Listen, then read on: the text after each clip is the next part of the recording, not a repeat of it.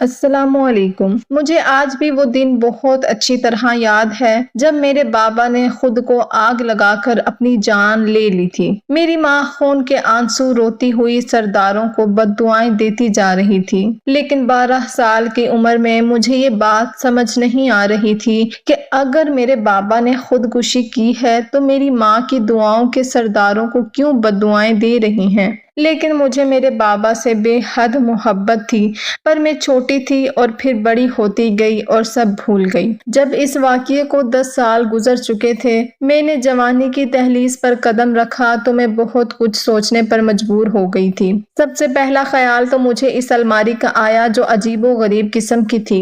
یہ کیسی الماری تھی جس میں میری ماں پیسے رکھتی ہے تو دھلے ہوئے اور استری شدہ ہو کر نکلتے ہیں، کچا کھانا رکھتی تو پکا ہوا ملتا، اور اس طرح بہت سارے ادھورے کام پورے ہو جاتے۔ جس کمرے میں وہ الماری تھی وہاں کسی کو جانے کی اجازت نہیں تھی۔ گھر میں صرف اور صرف میں اور میری ماں رہتی تھی۔ میری ماں مغرب کے بعد تسبیح اور جائے نماز ہاتھ میں لے کر اس کمرے میں خود کو بند کر دیتی اور تمام رات عبادت کرتی تھی۔ مجھے تو یہی لگتا تھا کہ وہ عبادت کر رہی ہیں، لیکن جب اس کمرے کا راز مجھ پر آشکار ہوا تو میرے رونگٹے کھڑے ہو گئے۔ میرے گمان میں بھی نہیں تھا کہ اس الماری میں کچھ ایسا ہے۔ بچپن میں مجھے یہ سب ایک خوبصورت سا احساس لگتا تھا کہ الماری میں اس طرح کا کچھ ہوتا ہے۔ مجھے لگتا تھا کہ میری ماں تمام عبادت کرتی ہے اور عبادت کی برکت سے یہ سب ہوتا ہے۔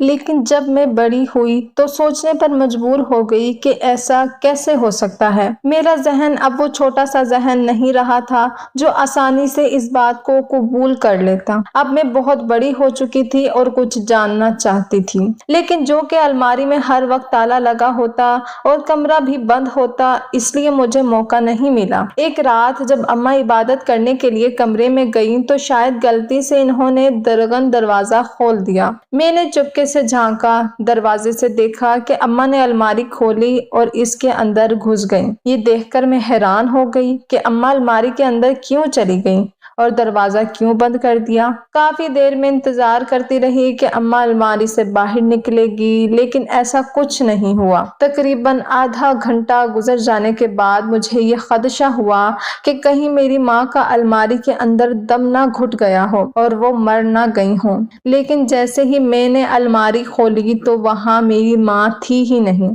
یہ منظر دیکھ کر میرا تو سر ہی چکرا گیا، کیونکہ میں نے خود اپنی ماں کو الماری کے اندر جاتے ہوئے دیکھا تھا اور باہر آتے نہیں دیکھا تھا۔ عجیب بات تھی کہ اماں الماری کے اندر گئیں اور روح پوش ہو گئیں۔ رات کے دوسرے پہر میں پاگلوں کی طرح الماری کے سامنے کھڑی ہوئی تھی اور سوچ رہی تھی کہ اماں کہاں غائب ہو گئی ہیں۔ مجھے بے حد خوف آنے لگا اور محسوس ہوا کہ میں کہیں اپنی اماں کی طرح غائب نہ ہو جاؤں۔ میں وہیں پر بیٹھی رہی، تقریباً 3 گھنٹے میں وہیں بیٹھی رہی۔ خوف نے مجھے اس قدر گھیر لیا کہ میں وہاں سے چل کر اپنے کمرے میں آ گئی اور ڈر کے مارے کانپنے لگی۔ میں اتنی چھوٹی نہیں تھی، 22 سال کی لڑکی تھی، لیکن پھر بھی انسان تھی اور بے حد خوف زدہ ہو گئی تھی۔ تھوڑی دیر کے بعد مجھے آواز آئی تو میں خوف زدہ ہو گئی اور کمرے کی جانب بھاگی۔ میں نے کھڑکی سے دیکھا تو اماں الماری سے نکل رہی تھیں، ساتھ ہی فجر کی آوازیں بلند ہونے لگیں۔ اماں اپنے کمرے میں جا کر سو گئیں۔ میں نے ان سے کوئی سوال نہ کیا، کیونکہ ہم ماں بیٹی کے مابین اس طرح کا کوئی رشتہ نہیں تھا۔ ابا کے مرنے کے بعد اماں بالکل خاموش ہو کر رہ گئی تھیں، مجھ سے کوئی بات نہ کرتی تھی،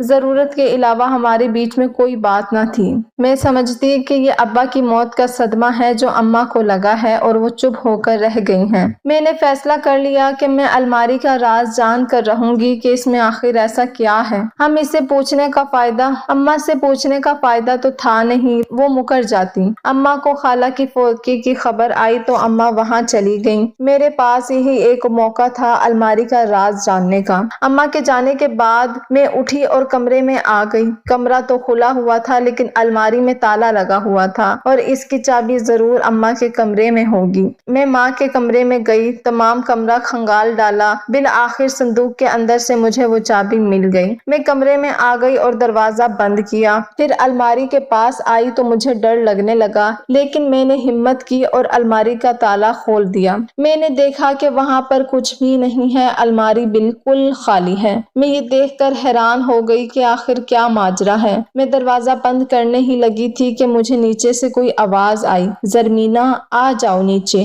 یہ ایک مردانہ آواز تھی جو مجھے الماری کے نیچے سے سنائی دے رہی تھی، جسے سن کر میرے پیروں تلے سے زمین سرک گئی، سر پر آسمان گر گیا۔ آخر یہ کون تھا جو میری ماں کا نام پکار کر اسے بلا رہا تھا، اور کہاں سے؟ میں حیران اور ششدر وہاں پر کھڑی رہی۔ پھر مجھے غور کرنے پر ایسا لگا جیسے کہ الماری کے نیچے کوئی تکیہ سا رکھا ہوا ہو۔ میں نے وہ تکیہ الٹا کر کے دیکھا تو حیران رہ گئی، کیونکہ وہاں پر نیچے کھلی جگہ تھی جہاں سے سیڑھیاں نیچے کی طرف جا رہی تھیں، یعنی کہ الماری کے اندر ایک تہہ خانہ تھا۔ وہ شخص جو میری ماں کا نام پکار کر بلا رہا تھا، وہ شاید اس کا جواب شاید مجھے نیچے جانے سے پتہ چل جائے گا۔ میں نے سیڑھیوں سے تھوڑا سا جھانک کر دیکھا تو ایک آدمی وہاں پر چارپائی ڈال کر سو رہا تھا۔ میں خوف زدہ ہو گئی اور الماری بند کر دی۔ میرا دل زور زور سے دھڑکنے لگا، میری آنکھوں کے سامنے اندھیرا چھانے لگا۔ میں یہ سوچ سوچ کر پریشان تھی کہ آخر یہ شخص کون ہے اور میری ماں روزانہ عبادت کے بہانے کمرے میں جا کر کیا کرتی ہیں۔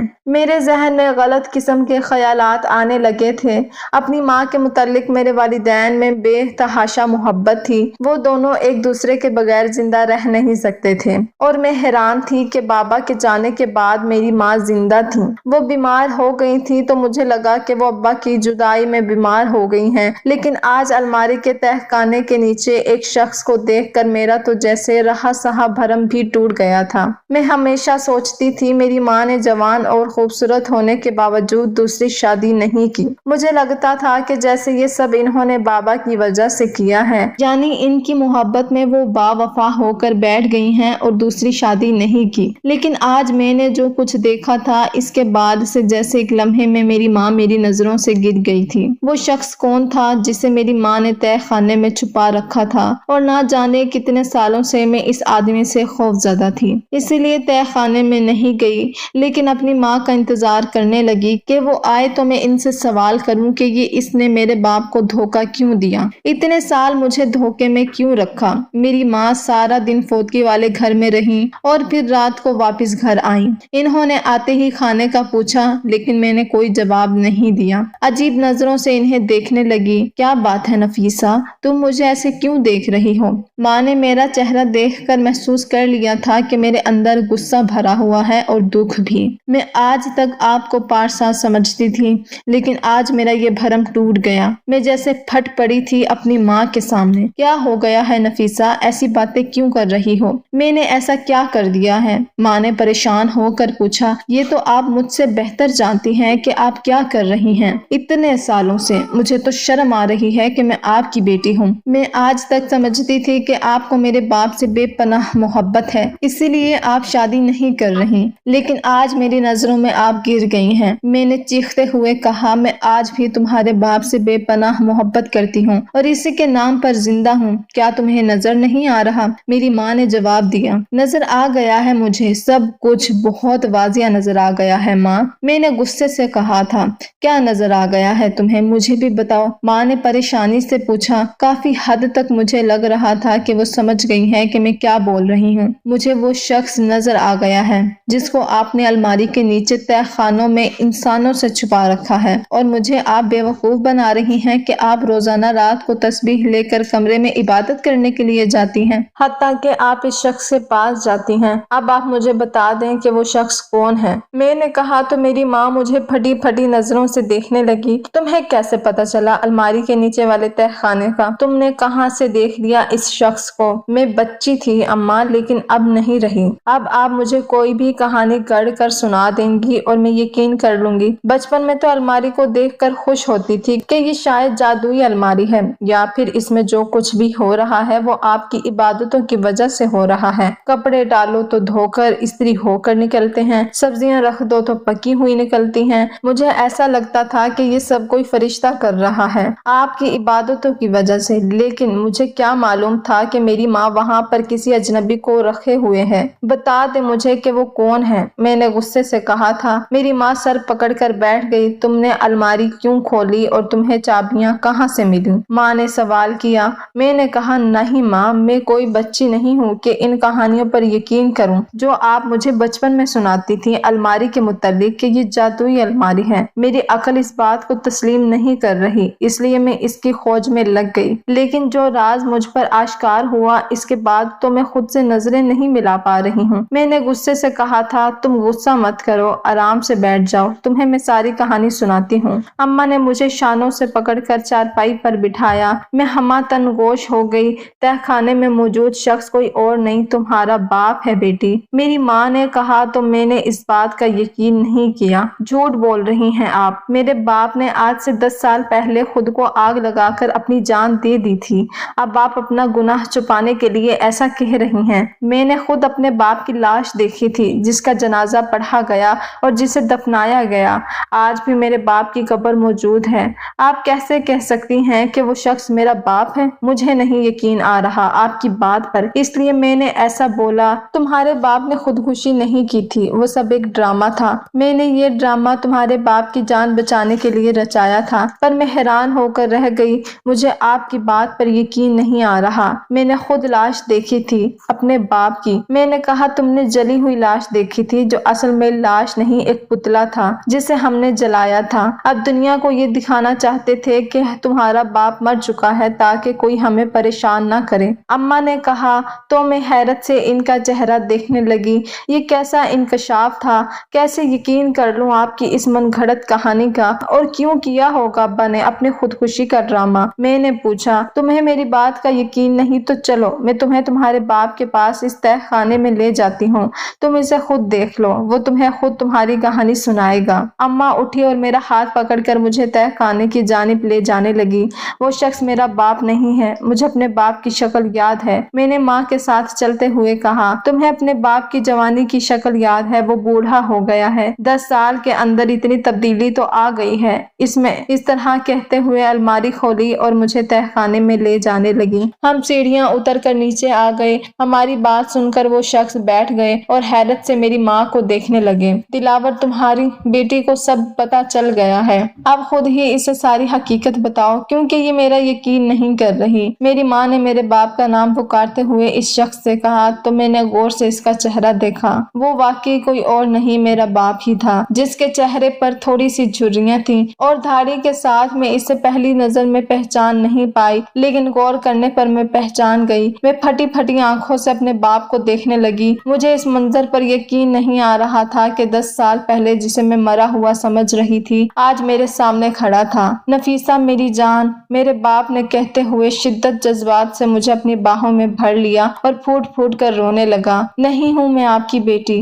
کیونکہ آپ دونوں نے میرے ساتھ ایسا کیا۔ آپ زندہ تھے اور میں اب آپ کی بیٹی کیونکہ آپ دونوں نے میرے ساتھ ایسا کیا۔ آپ زندہ تھے اور میں آپ کو مرا ہوا سمجھ رہی تھی۔ میں نے 10 سال یتیمی کے احساس میں گزار دیے۔ آپ کو کچھ احساس ہے کہ میں آپ کی موت کے بعد آپ کے لیے کتنا تڑپی ہوں کہ 10 سال کی وہ بچی جو اپنے باپ سے بہت محبت کرتی تھی، اس کے دل پر کیا گزری ہوگی؟ اس کی خودکشی کی خبر سن کر آپ دونوں کو کوئی احساس ہے کہ آپ دونوں نے میرا بچپن برباد کر دیا؟ کیوں کیا آپ بتائیں؟ میں پھوٹ پھوٹ کر رونے لگی۔ بتاتا ہوں میری بچی، سب بتاتا ہوں۔ ہم نے جو کچھ بھی کیا ہماری مجبوری تھی۔ تم ہماری سچائی جان جاؤ گی تو تمہارا غصہ اتر جائے گا۔ میرے باپ نے میرا ہاتھ پکڑ کر مجھے بٹھایا اور اپنی کہانی شروع کی۔ میں گاؤں کے سرداروں کا نوکر تھا۔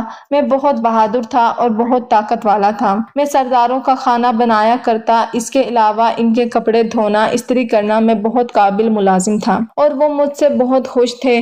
پھر ایک دن ایسا واقعہ پیش آیا جس نے میری اور ہم سب کی زندگی ہمیشہ کے لیے بدل دی اور میں زندہ ہوتے ہوئے مر گیا۔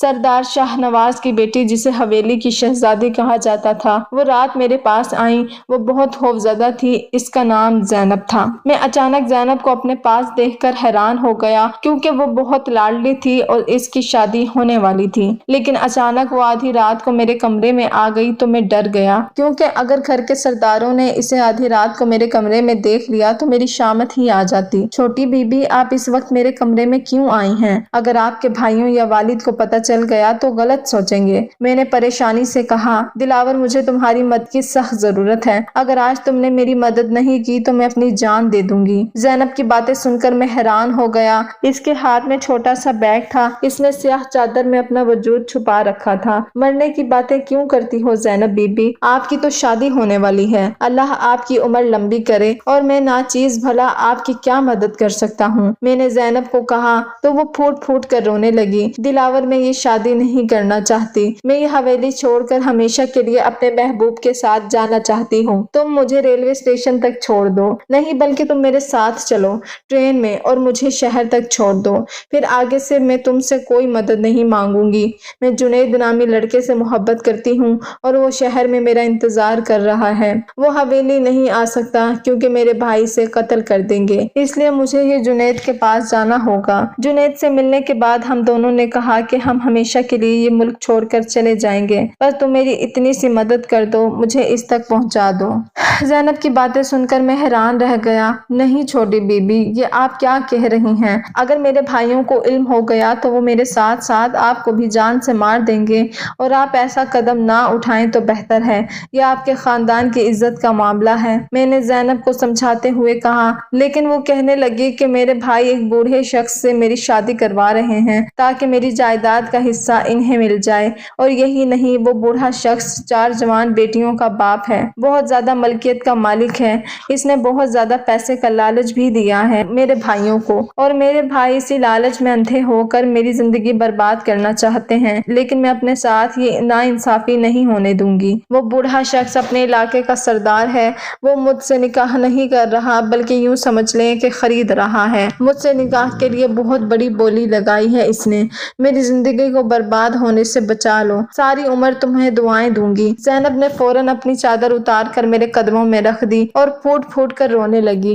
مجھے واقعی میں اس پر بہت دکھ ہوا۔ وہ 20 سال کی ایک بے حد خوبصورت لڑکی تھی جسے بوڑھے سے دولت کی لالچ میں بہایا جا رہا تھا۔ میں حیران تھا کہ ہمارے سرداروں کے پاس تو بہت زیادہ پیسہ ہے، جائیداد ہے، زمینیں ہیں، لیکن ان کی لالچ تو کم ہونے کا نام نہیں لے رہی، صرف اس لیے کہ وہ بوڑھا شخص پارلیمنٹ میں MNA کی سیٹ پر بیٹھا ہوا تھا، اور ہمارے علاقے کے سردار اپنی پوزیشن مضبوط کرنے کے لیے اس سے رشتہ جوڑنا چاہتے تھے، اس لیے زینب جیسی معصوم اور کمسن لڑکی کا سودا کر رہے تھے۔ زینب جو کہہ رہی تھی وہ کام میرے لیے بہت مشکل تھا، لیکن میرا دل پگھل گیا تھا اس معصوم کو روتے ہوئے دیکھ کر۔ واقعی اس کے ساتھ ناانصافی ہو رہی تھی، اس لیے میں نے ہمت کی اور اسے حوصلہ دیا اور اسے ریلوے اسٹیشن تک لے آیا۔ رات کا پہر تھا، کسی کو کانوں کان خبر نہ ہوئی۔ دونوں ٹرین میں بیٹھ گئے۔ میں نے زینب کو اس کے منزل تک پہنچایا اور واپس آ گیا، لیکن واپس آتے ہوئے ایک ملازم نے مجھے بتایا کہ سرداروں نے مجھے زینب کے ساتھ دیکھ لیا ہے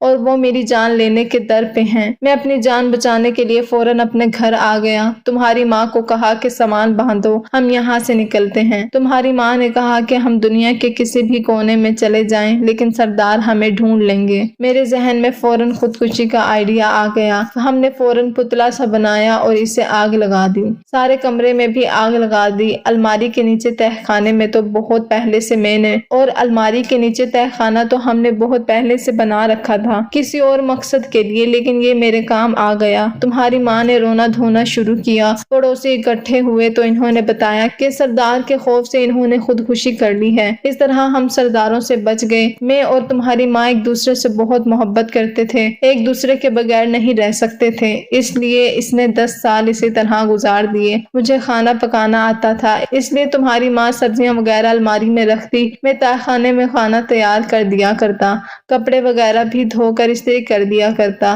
یہ کپڑے گاؤں والوں کے ہوتے جن کو دھو کر استری کر کے ہمیں کچھ پیسے مل جاتے اور ہمارا گزارا ہو جاتا، کیونکہ تمہاری ماں کما نہیں سکتی تھی اور میں باہر نہیں نکل سکتا تھا، اس لیے ہم نے جادوئی الماری والا ڈرامہ رچایا۔ مگر میری بچی، میں نے جو کچھ بھی کیا مجھے اس پر ذرا بھی افسوس نہیں، بلکہ مجھے فخر ہے کہ میں نے ایک مظلوم لڑکی کی زندگی بچا لی۔ سنا ہے کہ زینب باہر ملک جا کر اپنے شوہر کے ساتھ بہت خوش ہے، اور میں بھی بہت خوش ہوں کہ میں اس کی خوشیوں کا سبب بن سکا۔ میرے بابا نے اپنی اپنی کہانی ختم کی تو میں رونے لگی۔ روتے روتے ان کے گلے لگ گئی اور ان سے شکوہ کیا کہ لیکن بابا میں تو چھوٹی سی بچی تھی، آپ نے مجھے کیوں نہیں بتایا؟ مجھے بھی بتاتے، میں بھی آپ سے ملنے یہاں آ جاتی۔ میں نے روتے ہوئے کہا، میری بچی میں نے ضرور چاہا تھا، لیکن تمہاری ماں نے منع کر دیا تھا کہ نفیسہ چھوٹی ہے، بچی ہے، ہو سکتا ہے باتوں باتوں میں بچوں کو یا کسی بڑے کے آگے یہ راز کھول دے اور ہمارا سب کچھ ختم ہو جائے، اس لیے ہم نے تم سے چھپایا اور ہم اس وقت کا انتظار کر رہے تھے جب تم بڑی ہو جاؤ تو تمہیں بتا دیں گے، لیکن تمہیں پہلے ہی پتہ چل گیا۔ یقین کرو ہم دونوں تمہیں بتانے والے تھے، تمہیں چھپ کر تمہیں دیکھا کرتا تھا۔ میں نے بابا سے کہا کہ آپ نے زینب کی زندگیوں میں خوشیاں بھر دیں، لیکن آپ کی اپنی زندگی تو طے خانے میں گزر گئی، کیا آپ کو دکھ نہیں ہوتا اس بات کا آپ کی آزادی سلب ہو کر رہ گئی؟ میں نے بابا سے کہا، بیٹا تم نے وہ کہاوت تو سنی ہوگی، لوگ وہی اچھے جو آتے ہیں کام دوسروں کے۔ بھلے میں نے 10 سال قید میں گزار دیے لیکن زینب تو خوش ہے، یقین کرو اس قید میں بھی میرا ضمیر مطمئن ہے، میرا دل خوش ہے کہ میں نے ایک مظلوم لڑکی پر ظلم ہونے سے بچا لیا۔ بھلا زندگی میں مجھے آزادی نہ ملی کہ حضور ایک دن ضرور سرخرو ہوں گا۔ جو میں نے کیا، اگر زینب کی شادی کسی اچھے انسان سے ہو رہی ہوتی تو میں ہرگز ایسا نہ کرتا، لیکن میں جانتا تھا کہ اس کی شادی نہیں ہو رہی بلکہ اس کا سودا ہو رہا ہے۔ اب میں آزاد ہوں، سردار اس بات کو بھول چکے ہیں، 10 سال گزر چکے ہیں اور ہم تینوں یہ گاؤں چھوڑ کر ہمیشہ کے لیے چلے جائیں گے، میرے بابا نے کہا، اور ہم تینوں آرام سے راتوں رات ہی گاؤں چھوڑ کر چلے گئے۔ آج ہم شہر میں گوار زندگی گزار رہے ہیں اور آج ہم شہر میں خوشگوار زندگی گزار رہے ہیں۔ میرے بابا مزدوری کرتے ہیں اور میں اور میری ماں آرام سے زندگی گزار رہی ہیں۔ مجھے اپنے بابا پر فخر ہے کہ انہوں نے ایک مظلوم لڑکی کی زندگی بچانے کے لیے اپنی زندگی داؤ پر لگا دی۔ سچ کہتے ہیں لوگ، وہی لوگ جہاں میں اچھے ہوتے ہیں جو دوسروں کے کام آتے ہیں۔ آپ کو اگر یہ کہانی اچھی لگی ہے تو اس ویڈیو کو لائک کیجیے اور اس طرح کی مزید کہانیاں سننے کے لیے ہمارے چینل کو ضرور سبسکرائب کیجیے۔ کہانی سننے کا شکریہ۔ آپ سے ملاقات ہوگی اگلی ویڈیو میں، تب تک کے لیے اللہ حافظ۔